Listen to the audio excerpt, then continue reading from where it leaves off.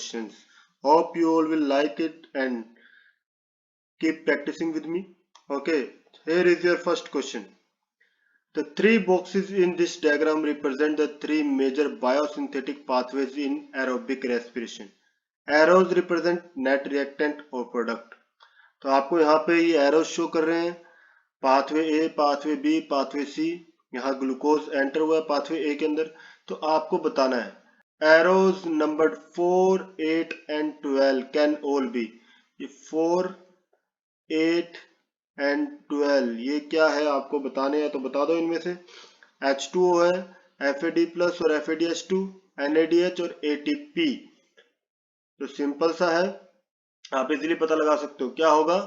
Answer is D, ATP. Okay. Second question. Study the circle shown below and select the option which gives the correct words for all the four blanks A, B, C, D.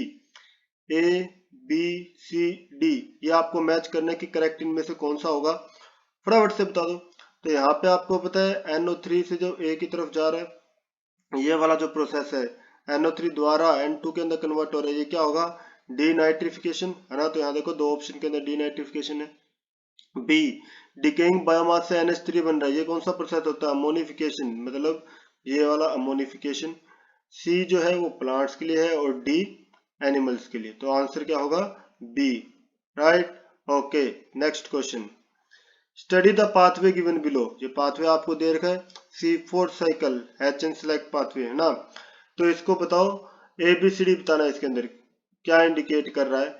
ए यहाँ पे ये क्या कर रहा है? Fix कर रहा है ना. फिक्सेशन प्रोसेस हो रहा है, CO2 फिक्स हो रहा है. राइट.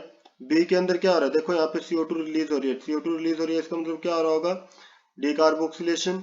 और सी के अंदर यहाँ पे लास्ट में ये क्या कर रहा है? दोबारा से इसको बना रहा है, तो मतलब ये क्या कर रहा है? रीजनरेट कर रहा है. तो रीजनरेशन प्रोसेस, मतलब आंसर क्या होगा? C. Right. Okay. Next question. The figure given below shows a small part of human lung where exchange of gases takes place. Select the option which represented labeled part A, B, C, D correctly identified along with its function. तो A, B, C, D में से आपको बताना है और साथ में उसका फंक्शन जो आगे लिखा हुआ है सही लिखा हुआ है. बोल रहा है सी, यहाँ लेवल किया हुआ है arterial capillary passes oxygen to tissues. A यहाँ दिया हुआ है, ये देखो alveolar cavity main site for exchange of respiratory gases. D ये ऊपर की तरफ रहा. capillary wall exchange of oxygen and CO2 takes place. and B red blood cells transport of CO2 mainly. तो इनमें से कौन सा करेक्ट होगा? तो A क्या शो कर रहा है? alveolar cavity शो कर रहा है और यहीं पे रेस्पिरेटरी गैसेस एक्सचेंज होता है. तो आंसर करेक्ट क्या होगा? B है ना. Clear. Fifth, the given figure shows the schematic plan of circulation in humans with labels A to D. Identify the label and give its function. A, B, C, D. Identify करना है. C क्या है? Vena cava है. Takes blood from body parts to right auricle. P CO2 जो है 45 mmHg. D dorsal aorta takes blood from heart to body parts. A pulmonary vein takes impure blood from body parts. B pulmonary artery takes blood from heart to lungs. तो check कर लो, ए क्या होती है? Pulmonary Wien होती है ना. पर ये ऑक्सीजनेटेड ब्लड कैरी करती है क्योंकि लंग्स से कैरी कर रही है, तो ये वाला तो गलत हो गया. बी जो है ये एओर्टा है ना.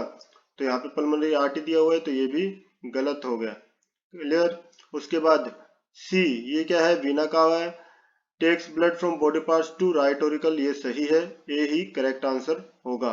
डी बोल रहा है डोर्सल ऑर्टा. डी तो पल्मोनरी आर्टरी होती है, तो ये भी गलत हो जाएगा. तो इसका मतलब सही आंसर क्या होगा? ए ही होगा. Okay. Next. Sixth, the diagram given here is the standard ECG of a normal person. The P wave represent. P wave किसको रिप्रेजेंट करता है?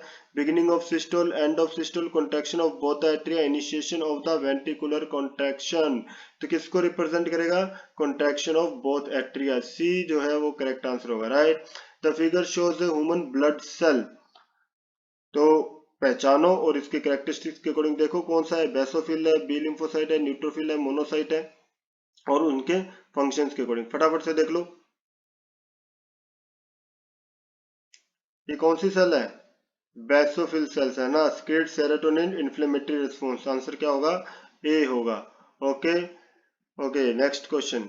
Given below is the ECG of human, which one of it represent the correct interpreted below? Correct interpretation बतानी है, कौन सी होगी?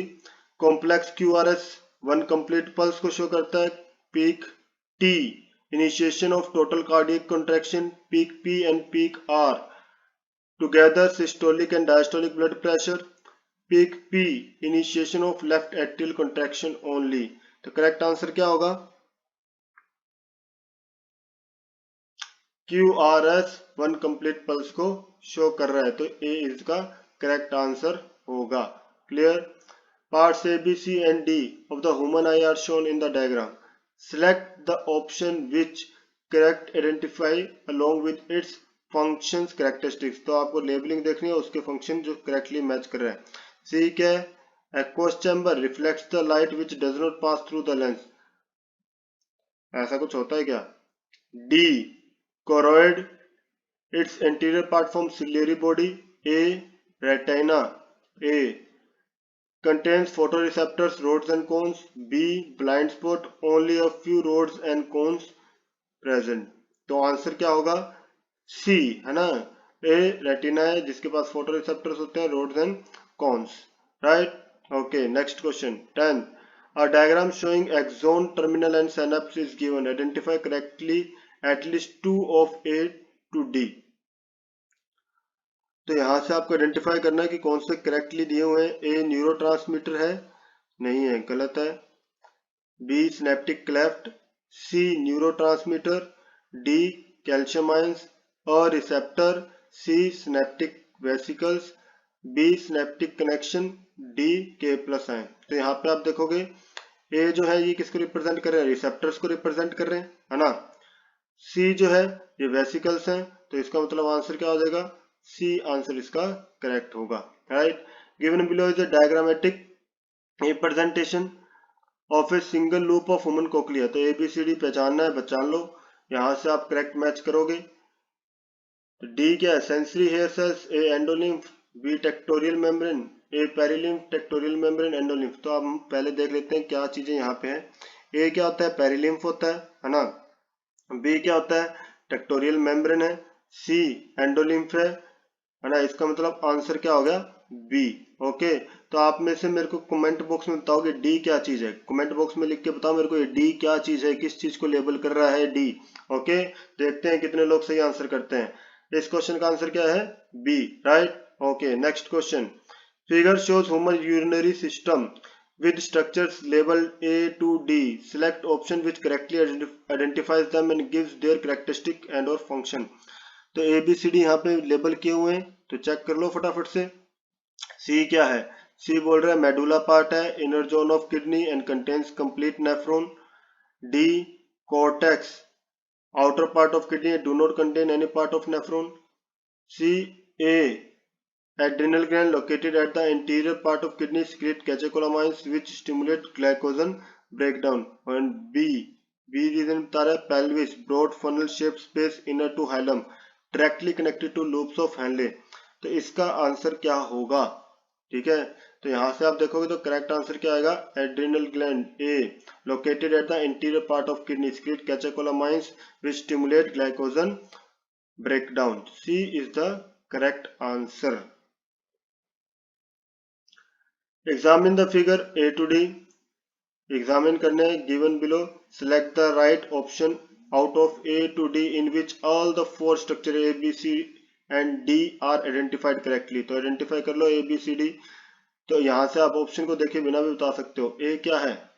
A किसको represent कर रहा है? ये ऑफसेट को। बी किसको रिप्रेजेंट कर रहा है? N3DO4 को। सी ये क्या है? एंटीबॉडीज है, यहाँ पे एग और सिनर्जिड्स हो गए। और डी ये किसको कर रहा है? उगोनियम को, है ना। तो यहाँ पे आंसर क्या हो जाएगा? सी हो जाएगा। राइट? तो इस तरीके से हमने अभी के अभी ये जो डायग्राम बेस्ड क्वेश्चन लगाए, और उम्मीद कर रहा हूँ आपने खुद से ये सारे अटेम्प्ट किए होंगे और आपके क्वेश्चन सही भी हुए होंगे। और देखना आप इस बार नीट जरूर क्रैक करोगे, मेरी विशेष आपके साथ है। All the best friends and have a good day.